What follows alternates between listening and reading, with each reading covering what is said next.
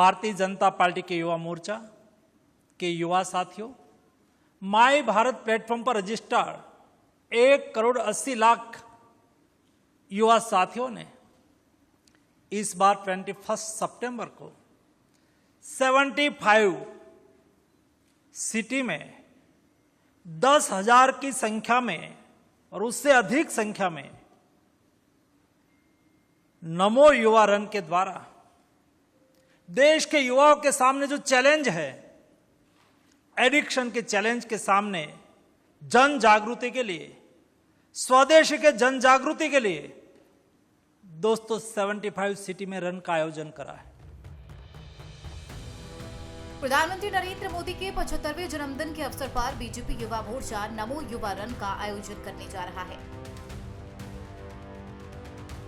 केंद्रीय खेल मंत्री मनसुख मंडाविया, भाजपा में अध्यक्ष तेजस्वी सूर्या और अभिनेता फिटनेस आइकन मिलिंद सोमन ने रविवार को टी शर्ट लॉन्च कर अभियान की शुरुआत की।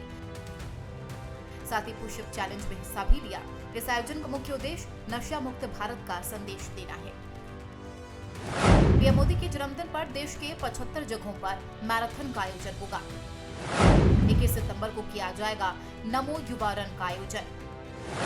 नमो युवा रन में करीब 10 से 15 हजार युवा एक साथ दौड़ेंगे। कुल मिलाकर 10 लाख युवाओं की भागीदारी होगी। इसका उद्देश्य नशे के खिलाफ जागरूकता फैलाना और युवाओं को फिटनेस की ओर प्रेरित करना है। To mark the 75th birthday of Prime Minister Narendra Modi, the Bharatiya Janata Yuva Morcha is organizing Namo Yuva Runs at 75 locations in the country with participation of 10,000 to 15,000 youths in every location. Totally 1 million youths. 1 million youths will run at the same time at 75 locations all over the country. This will be recorded as the biggest and most participated run in the country in the history. 1 million people running simultaneously on the same occasion on the same day.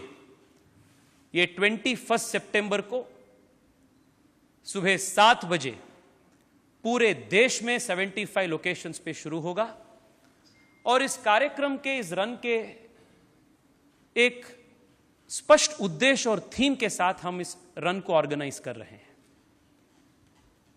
और वो है नशा मुक्त भारत।